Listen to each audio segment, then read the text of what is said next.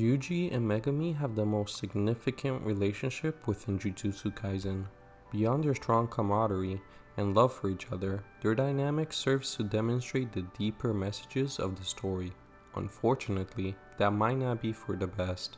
Fate will often toy with sorcerers. To understand why Yuji will be forced to kill Megumi, we must first delve into the nature of their relationship. The biggest aspect being that they are complete opposites in almost every way imaginable. A yin and yang that complement one another, one covered in light and the other one bathed in shadows. Megumi is characterized by his stoic and reserved demeanor. He tends to keep his emotions in check and often appears indifferent. Despite this, he is compassionate and cares deeply about protecting innocent people from curses.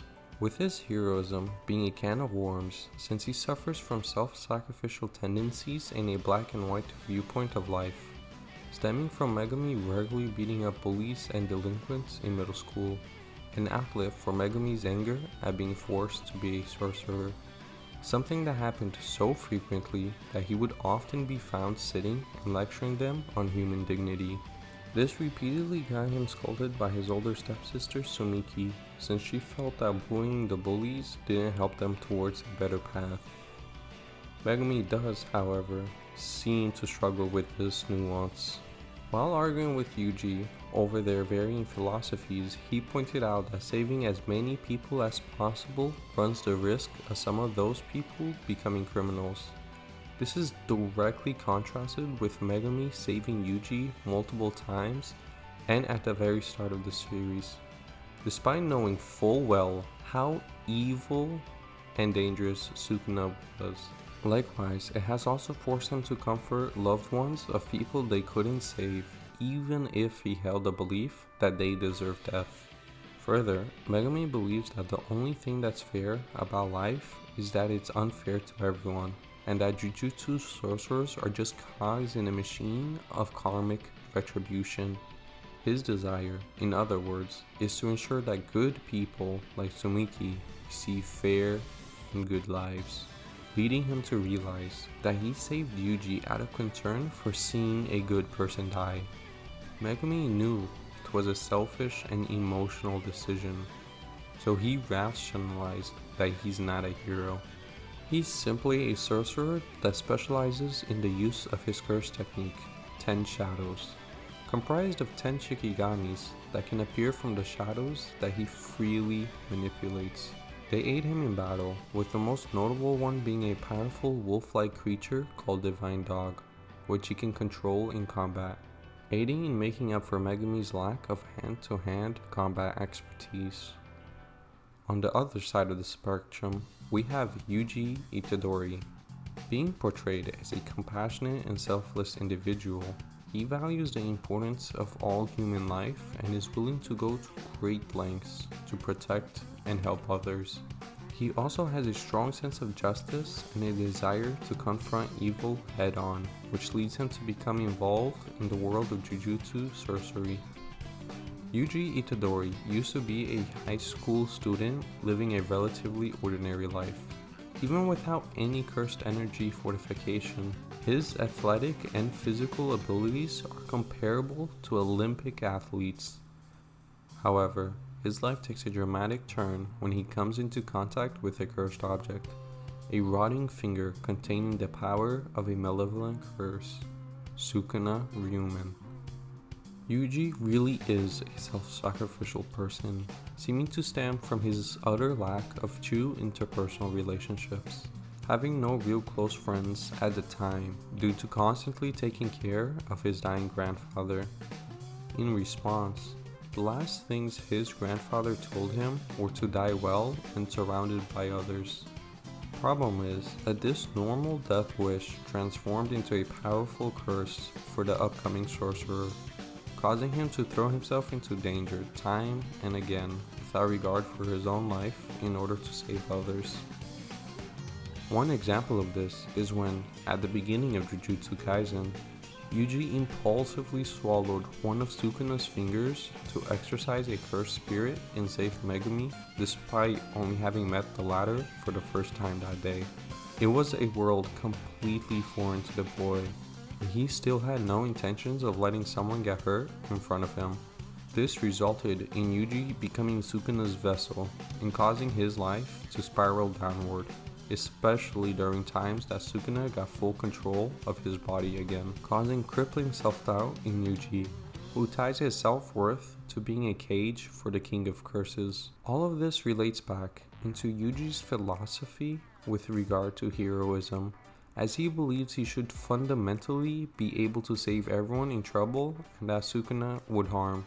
He cares for anyone he views as a person, no matter how deep or shallow his connection to them is. To put it simply, Yuji believes that it is morally unethical for him to take another human life, even if it is indirectly. So he saves everyone he can. This obviously isn't healthy, given that he burns himself out in pursuit of this unattainable goal.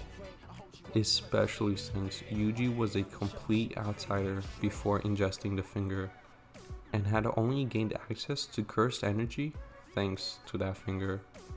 While struggling with the personal dilemmas thrust upon him, he also needed to stay focused on learning every facet of Jujutsu, something that almost everyone else had their entire lives to master, resulting in Itadori needing to stick to basic hand-to-hand combat with cursed energy instead of using cursed techniques and domains like Megumi.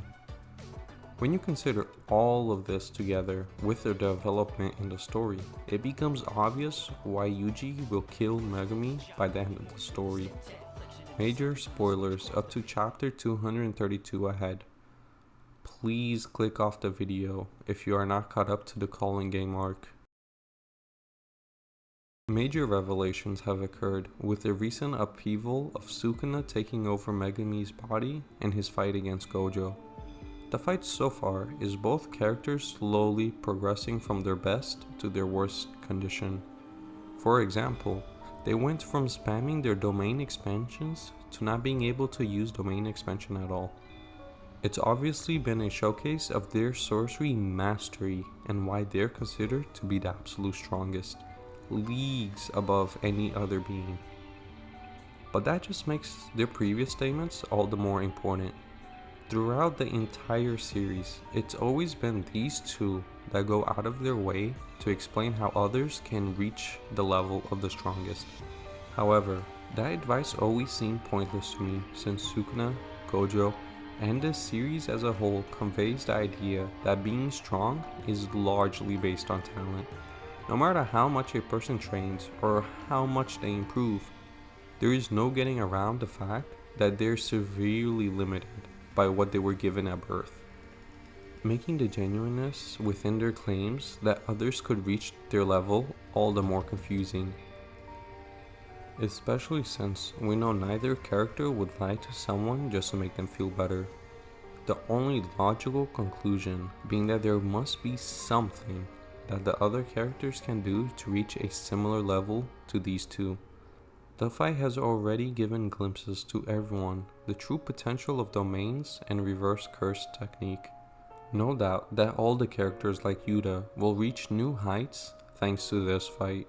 However, there's two characters that will surpass everyone else in their growth. Yuji and Megumi will transcend their limitations thanks to this fight. I'm not only saying this just because they're the deuterogonists of Jujutsu Kaisen. I'm saying it thanks to how they evolved within the series. Something that is almost never brought up is how Megumi and Yuji are inversely taught by sorcerers and curses. Gojo taught Megumi all about the correct mentality that he should have, but it's always been curses that have shown Megumi the practical way of using his abilities. Megumi's 10 shadows have evolved with each curse encounter he had, culminating in Sukuna showcasing his true limits, with him even demonstrating a possible way to defeat Mahoraga with the reveal of Agito.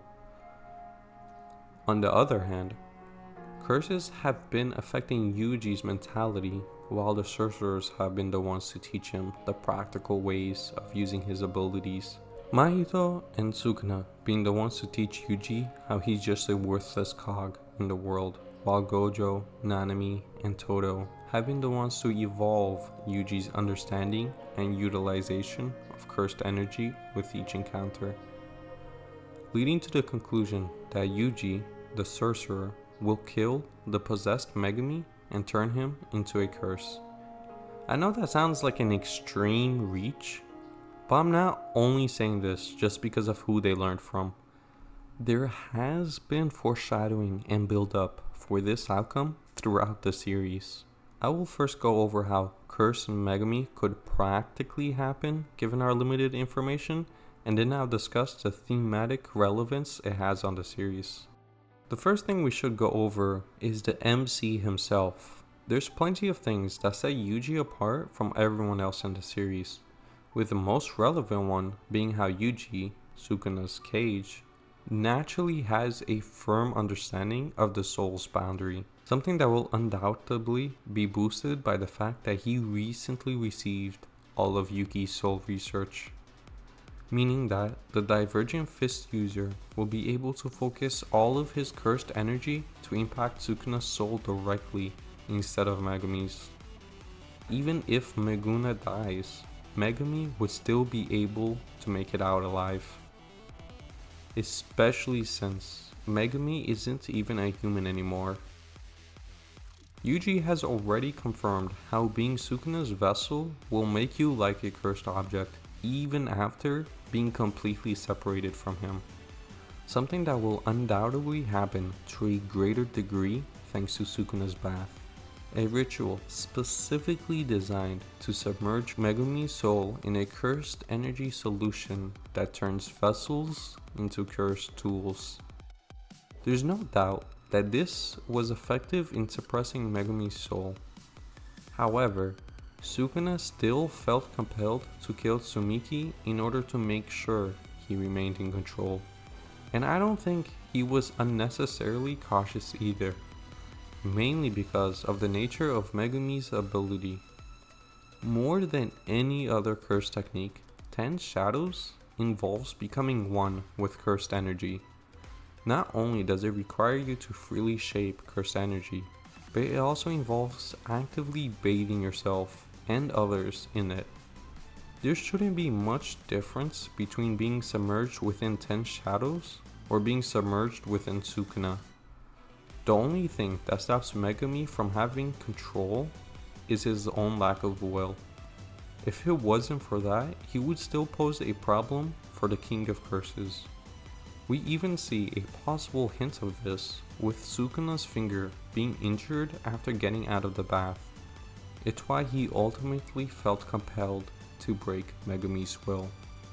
But that doesn't mean it'll stay broken. In fact, the story's themes seem to imply that he will eventually become free once more, the same way that Gojo transcended after his own death. To understand why, we need to examine what curses are in the story. There are obviously the enemy curses within the story, but there's another type that I want to go over. The more realistic curse that humans inflict upon one another in their deathbeds. It has been present ever since chapter 1, but has always been nebulous. That is until Masamichi Yaga cursed Yoshinibo Gakuganji. Yaga needed to die in order to keep his loved ones safe, but he needed to entrust his secret to Yoshinibo in order to curse him. The comments made by Gojo cement the idea that the curse was actually supposed to be beneficial to Gakuganji. It definitely caused immense pain within him, but it is also what allowed him to grow as a person. We can see that it immediately begins to take effect after Masamichi cast the curse. We see genuine confusion within the man who only follows orders. He can't understand why Yaga would do what he did, or why none of the other characters actively hate and curse him. The curse of love and empathy that Yaga gave to his fellow principal had the power to give birth to a completely new character. The retrospection he was forced to undergo from killing a friend meant that the old lapdog died. He couldn't survive the curse of what he did. This real-life curse that everyone faces is the reason why humans need to choose their dying words carefully, something that Yuji has been running away from since his introduction. It's obvious that he personally thinks he's honoring his grandfather's last words, but even Masamichi saw through the falsehood in their first meeting. That is until Yuji unintentionally realized the truth. Wasuki's curse isn't about saving everyone willy-nilly. It's about doing what only you can. Even if Yuji is no longer Sukuna's cage, he is still marked by his presence. After all, his initial lack of self-concern is what put Megumi in his current situation. Fushiguro has already acknowledged Yuji's worth back then. Now Yuji is the one that needs to reach Megumi. He won't be a cog that is simply doing what he's supposed to do. Instead of simply fulfilling a role to save the world, he will choose to first save his friend, even if it leads to a greater potential danger down the road. He'll save Megumi by making him a curse.